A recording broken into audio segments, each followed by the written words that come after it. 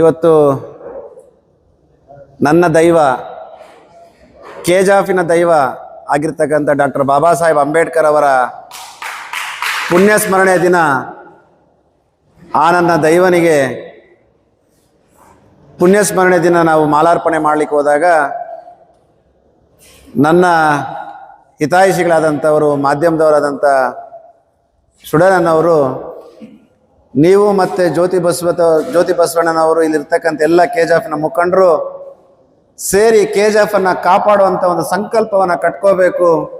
ಕೆಜಾಫ್ ಎಲ್ಲ ಒಂದು ಮಾಡಬೇಕು. ವಿಶೇಷವಾಗಿ ಡಾಕ್ಟರ್ ಬಾಬಾ ಸಾಹೇಬ್ ಅಂಬೇಡ್ಕರ್ ಅವರು ಕಂಡಂಥ ಕನಸನ್ನು ನೆನೆಸ್ಬೇಕಂತಂದ್ರೆ ಎಲ್ಲರೂ ಒಂದು ವೇದಿಕೆಗೆ ಸೇರಬೇಕು. ರಾಜಕೀಯ ಪಕ್ಷವನ್ನು ಬಿಟ್ಟು ಈ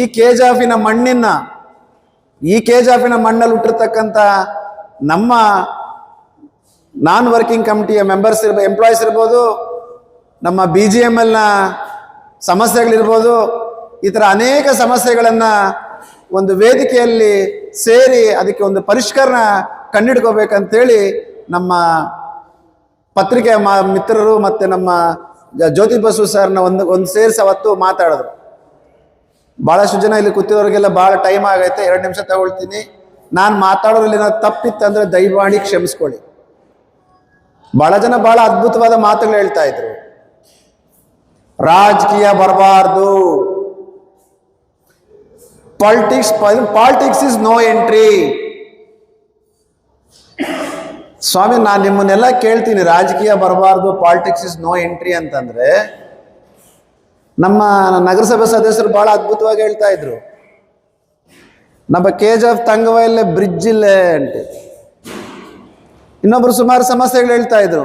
ರೋಡ್ ಇಲ್ಲೇ, தண்ணி இல்லை, சரியான வசதி கிடையாது.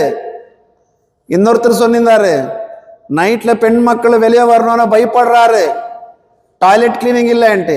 நான் எல்லாருக்கும் ஒரு கேள்விதான், ஜஸ்ட் இது ஒரு ஒப்பீனியன். இந்த ஒரு சேவ் கேஜிஎஃப் தேவை இருக்கா இல்லையா? அந்த சேவ் கேஜிஎஃப் என்னோட சஜஷன் இல்லை என்னோட ஒப்பீனியன் நான் சொல்றேன். இதெல்லாம் பண்ணோன்னா ரோடு இல்லை யார்கிட்ட நம்ம போராடணும், பிரிட்ஜ் இல்லைன்ட்டு யார்கிட்ட போராடணும், பெண் மக்களுக்கு வசதி இல்லைன்ட்டு யார்கிட்ட போராடணும். இதெல்லாம் விட்டுடுங்க பக்கத்துல. இப்போ இந்த மன்னன் மைந்தனா 26 நாள்லேருந்து ಫ್ರಮ್ 26 ಡೇಸ್ 26 ದಿನಗಳ ಕಾಲ ನಮ್ಮ ನಾನ್ ವರ್ಕಿಂಗ್ ಎಂಪ್ಲಾಯೀಸ್ ಏನು ಕಷ್ಟಪಡ್ತಾ ಇದ್ರಲ್ಲ, ಅದಕ್ಕೆ ಯಾರು ಕಾರಣ? ರಾಜಕೀಯ ವ್ಯಕ್ತಿಗಳಲ್ವಾ, ಅಥವಾ ಇದು ಸೇರ್ತಕ್ಕಂಥ ಎಲ್ಲ ರಾಜಕಾರಣಿಗಳ? ನನ್ನ ಮನಸ್ಸಿನ ಇಚ್ಛೆ ಅಂತ, ಇದು ನನ್ನ ಅಭಿಪ್ರಾಯ, ಯಾರನ್ನೂ ದೂಷಿಸ್ತಾ ಇಲ್ಲ. ಇವತ್ತು ಈ ಸೇವ್ ಕೆಜಿಎಫ್ ಅನ್ನ ಉಳಿಸಿ ಅನ್ನೋ ಒಂದು ಭದ್ರಕೋಟೆಯನ್ನ ಒಂದು ಕಮಿಟಿನ ಕಟ್ಟಬೇಕಂತಂದ್ರೆ ಇದರಲ್ಲಿ ಸೇರ್ತಕ್ಕಂಥವ್ರು ರಾಜಕಾರಣಿಗಳನ್ನ ಎದುರಾಕೊಂಡು ಕೆಸಿಎಫ್ ಮಾಡ್ತೀನಂದ್ರೆ ಮಾತ್ರ ಇದಕ್ಕೊಂದು ಅಡಿಪಾಯ ಆಗ್ಲಿಕ್ಕಾಗತ್ತೆ ಹೊರತು ನಾವೀ ಸಂಘಟನೆಯಲ್ಲಿ ಸೇರ್ಕೊಂಡು ಸೇವ್ ಕೆಜಿಎಫ್ ಅನ್ನ ಉಳಿಸಿ ಅಂತ ನಾನು ಯಾರೋ MLAಗೋ MP ಗೋ ಯಾರೋ ಮಂತ್ರಿಗೋ ಭಯ ಪಟ್ರೆ, ಜ್ಯೋತಿ ಬಸು ಸರ್ ಇರ್ಬೋದು, ಇಲ್ಲಿರ್ತಕ್ಕಂಥ ಎಲ್ಲ ನನ್ನ ರಾಜಕೀಯ ಮುಖಂಡಗಳಿರ್ಬೋದು, ಇದು ಸಾಧ್ಯವಾದಂಥ ಕೆಲಸ ಅಲ್ಲ, ನನ್ನ ಅಭಿಪ್ರಾಯ.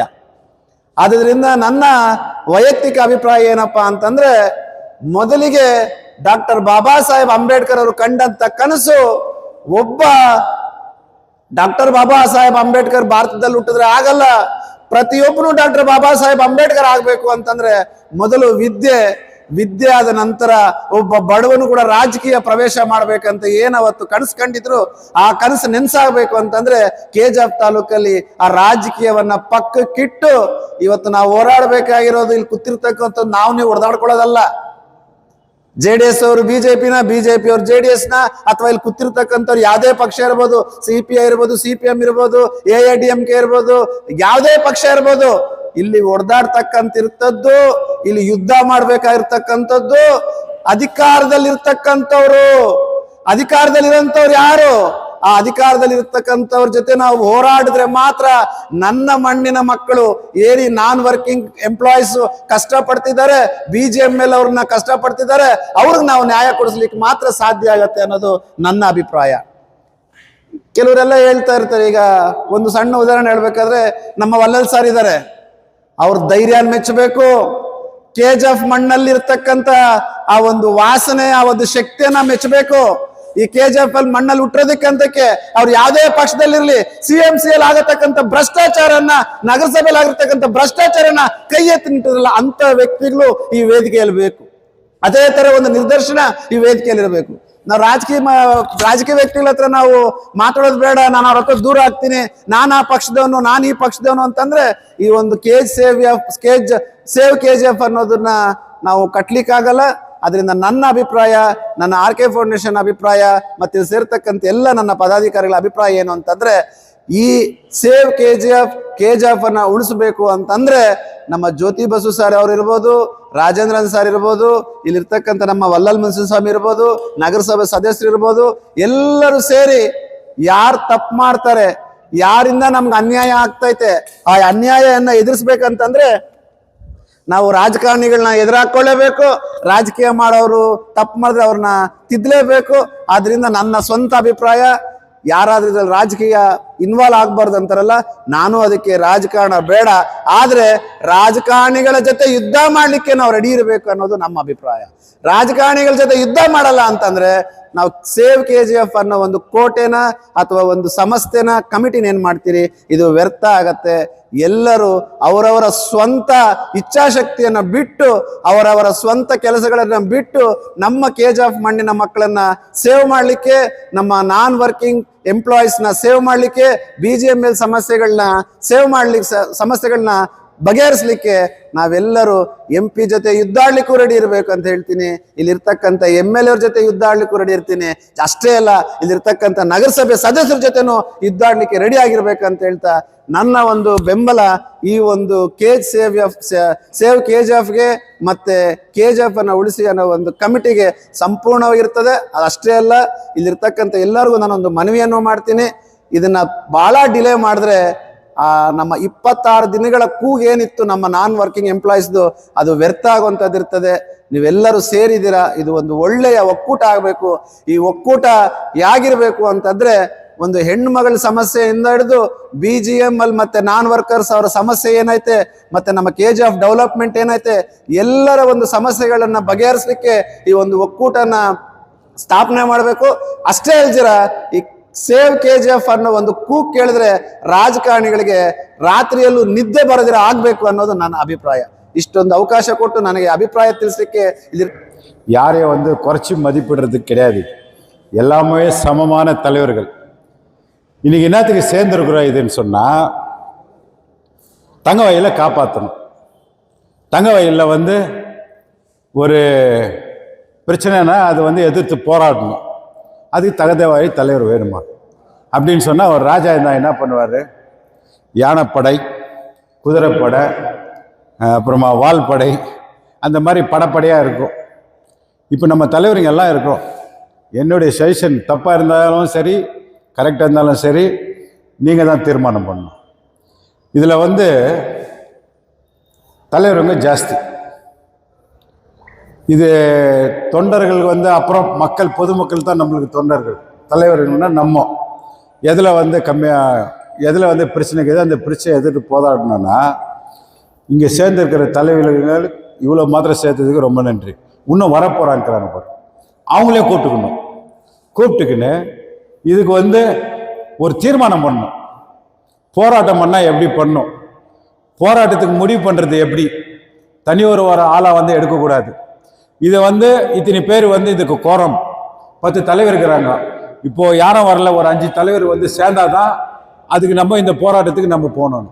ஒரு எக்ஸாம்பிள், தலைவர்களெல்லாம் ரொம்ப கஷ்டப்பட்டாங்க. நம்ம இருக்கிறவங்க நீங்கள்லாம் போயிட்டு ரொம்ப கஷ்டப்பட்டீங்க. பெம்பல்காரன் வந்து அவங்க கஷ்டத்துக்கு வந்து போராடினாங்க, நம்ம உதவி பண்ண பேசணும். பட் அவங்க என்ன பண்ணாங்கன்னா, வீட்டில் அப்பா அம்மா வந்து இந்த பொண்ணை கட்டிக்கோன்னா எனக்கு பிடிக்கலன்னு சொல்லிடணும், பிடிக்குதுன்னா கட்டிக்கணும். நீ என்ன பண்ணுற, இங்கே கட்டிக்கிறேன்னு சொல்கிற, அங்கே போயிட்டு கட்டிக்கிறது இல்லைன்னு சொல்கிறேன். அப்போ என்ன ஆச்சுனாக்கா, இங்கே இருக்கிறவங்களுக்கெல்லாம் வருத்தாச்சு. கரெக்டாக இல்லையா சார்? வருத்தாச்சு. அதனால நம்ம ஆதரவு கொடுக்குறோன்னாக்கா நம்மள ஒரு பேச்சு சொல்லிட்டு இஷ்டம் என்னென்ன பண்ணிக்கும், உனக்கு நல்லதுன்னா ஆகட்டும் கெட்டதுன்னா ஆகட்டும் பண்ணிக்கணும். அந்த மாதிரி தான் நம்மக்கிட்ட போராட்டத்துக்கு வரவங்களுக்கு பரப்பா உங்களால் நாங்கள் போராட்டத்துக்கு வரோம், ஆனால் எங்களை மதிக்கணும், இந்த குழுவை வந்து மதிக்கணும்.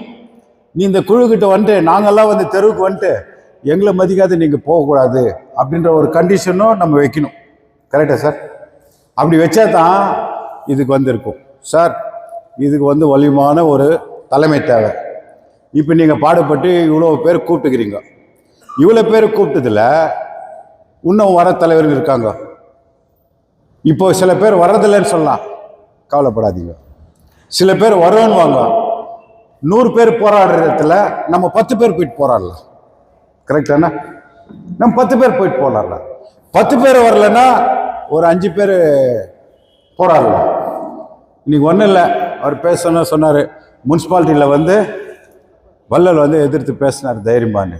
ஐயா, நான் பறைய தலித்து, என் மக்கள் தலித்து மக்கள் ஸ்காலர்ஷிப்புக்கு ரிசர்வேஷனு எல்லாத்துக்கும் ரிசர்வேஷனு.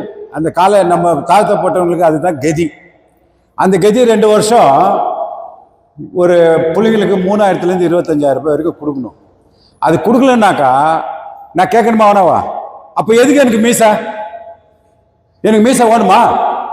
ஃபர்ஸ்ட்லேருந்து நான் மீசை வைக்கலன்னா கூட பரவாயில்ல, நான் மீசை வச்சுன்னு சுற்றுறேன்னு. அந்த மீசை வேணாவாங்க பேசுறதுக்கு. எனக்கு மீசை கது நான் பேசினேன். எனக்கு பதவியை பற்றி ஐ டோன்ட் கேர். காங்கிரஸ் கட்சியிலேருந்து நீக்கி விடாங்களா? நீக்கோ, எனக்கு பதவி வேணாம், நாளைக்கே ராஜினாமா கொடுக்குறேன், என் ஊருக்காக நான் தியாகம் பண்ணுறேன். அந்த மாதிரி ஒரு தலைவருக்கும் உணர்வு வரணும், உணர்வு வரணும். நம்ம கேஜிஎஃப்ல வந்து துப்பாக்கிக்கு மாற காட்டின நம்ம போராட்டத்தை வெற்றி பெற்றுங்க. இன்னைக்கு இந்த கம்யூனிஸ்ட் தலைவர்கள் கரியப்பில் வேலையாருன்னா கூட போராடுறாங்க. ஏன்? பொதுமக்களுக்கு பாரமாக இருக்கக்கூடாதுன்ட்டு. அது கேவலமான இல்லை, அதுக்கு கூட போராடுறாங்கன்னு அர்த்தம் என்னன்னா அவங்களுக்கு உணர்வு வைக்குது. நம்ம நாட்டினுடைய மக்கள் மேலே வந்து உணர்வுக்குது. தினந்தோறும் ஒரு போராட்டம் பண்ணுறாங்க. அதுக்கு பெரிய போராட்டம் ஒன்று வேணுமா? டெல்லியில் கூட தான் போயிட்டு பண்ணிட்டு வந்தார் சார். அந்த மாதிரி அவங்க கட்சியில் வந்து போராட்டம் பண்ணுறாங்க. தனி ஒருவனாக போயிட்டு நம்ம இது பண்ணுறத விட நம்மெல்லாம் சேர்ந்து போராட்டினா அது ஒரு வெயிட். நம்ம யாருக்காக போராடுறோம்? மக்களுக்காக. மக்களுக்காக போராடுற நேரத்தில் அதிகாரிய அரசாங்கத்தை எதிர்த்து போராடுறோம்.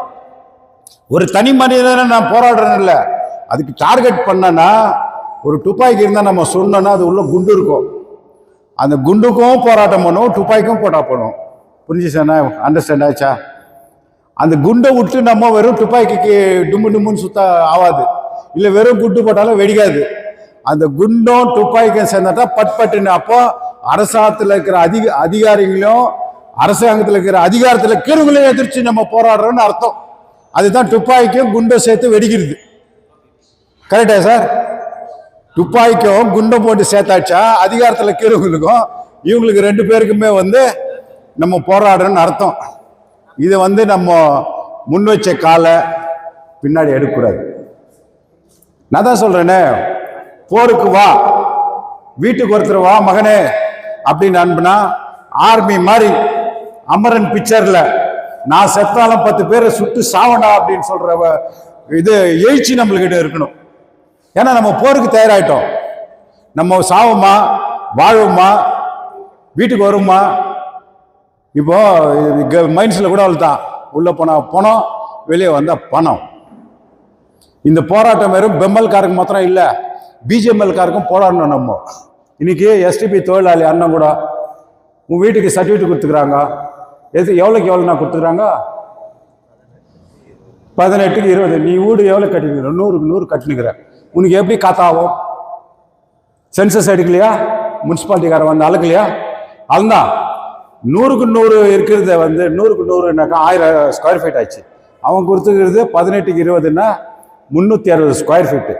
உங்ககிட்ட அந்த பேப்பரை எடுத்துன்னு போயிட்டு நீ காத்தாப்பன்னு சொன்னா கோர்ட்டுக்கு போனாலும் ஆகாது, தாசில்தார்கிட்ட போனாலும் ஆகாது, முனிசிபாலிட்டிக்கு போனாலும் ஆகாது. அப்படின்னா உங்ககிட்ட கட் பண்ணிடுவியா?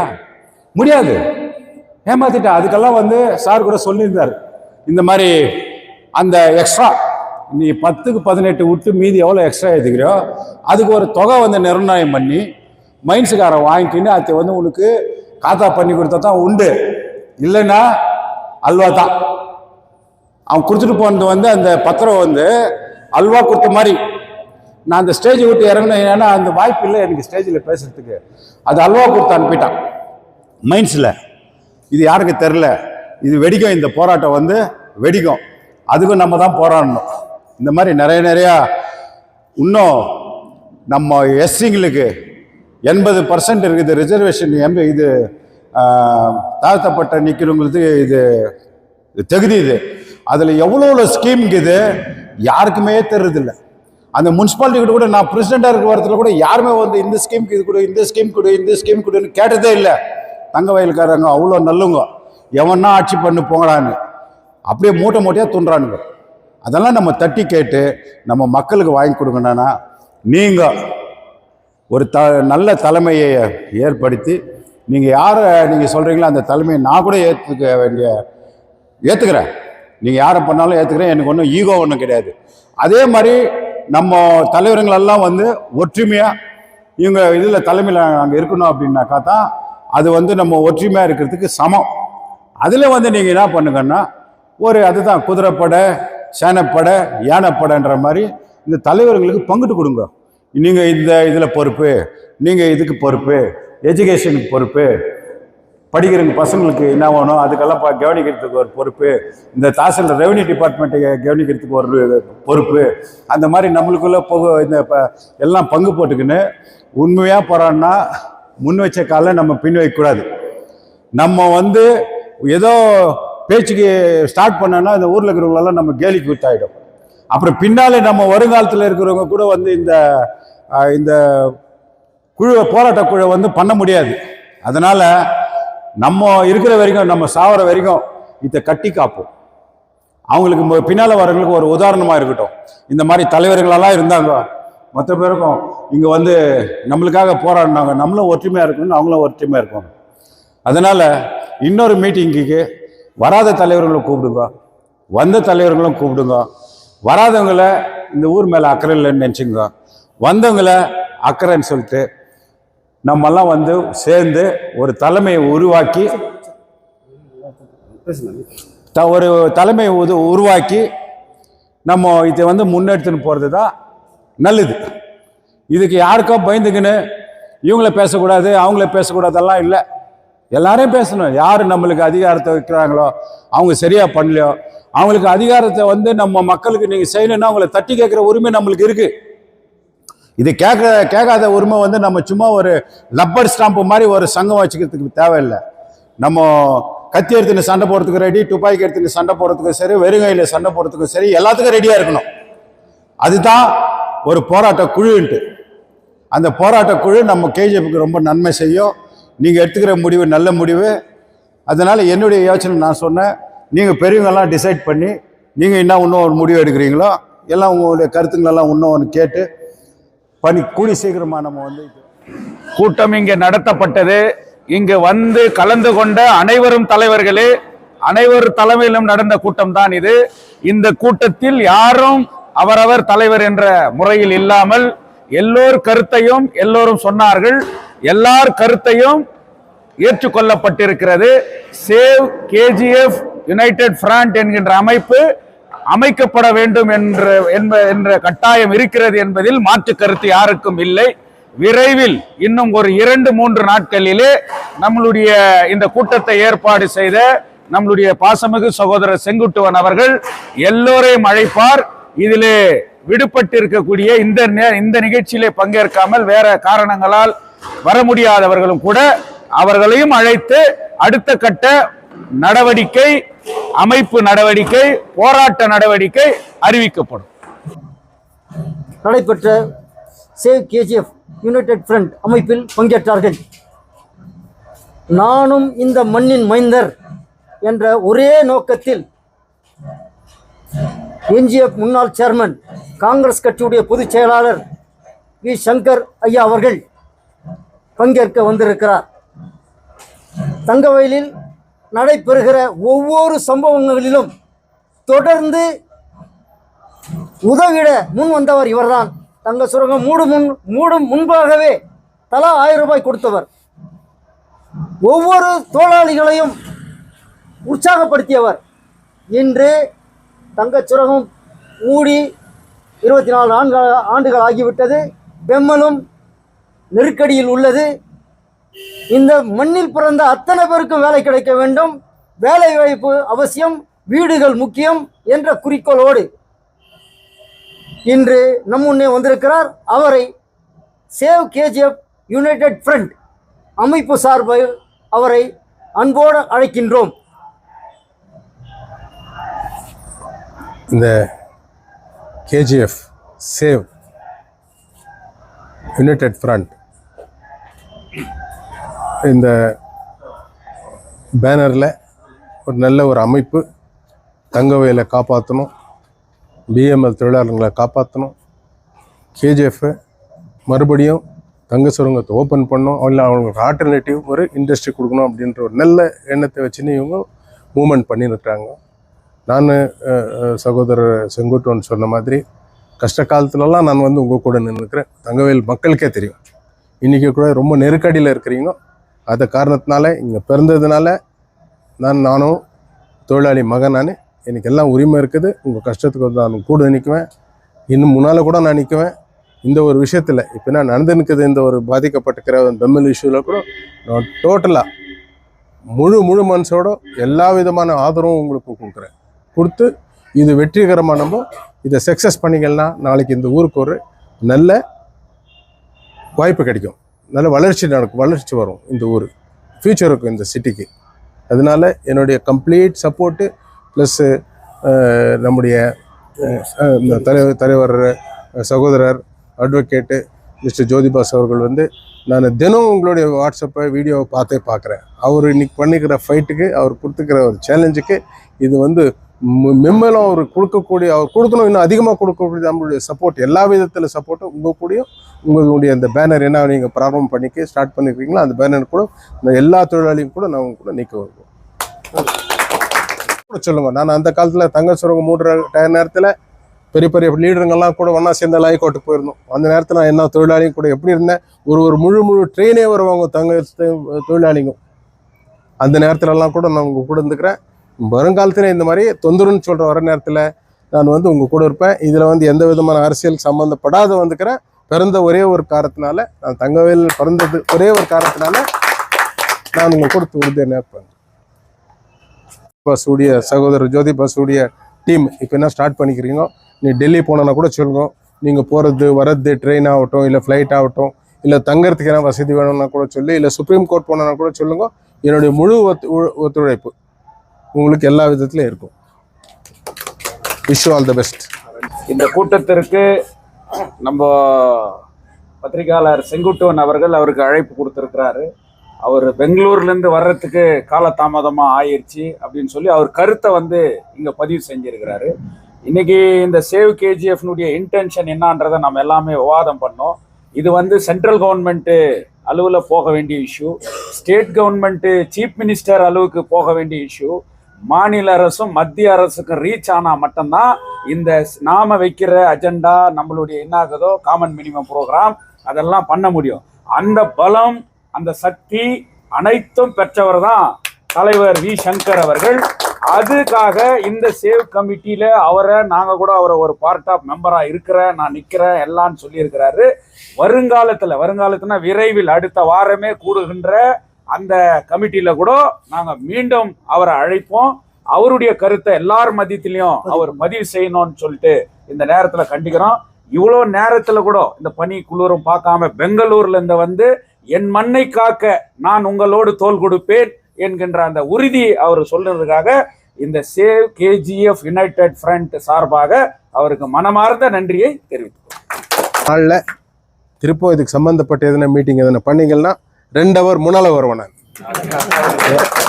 எல்லா ப்ரோக்ராமும் கேன்சல் பண்ணிவிட்டு கட்டாயம் வந்து உங்களுக்கு முன்னால் நான் வந்து உங்களை ரிசீவ் பண்ணுவேன், வரவேற்கிறேன். Thank you, all the best.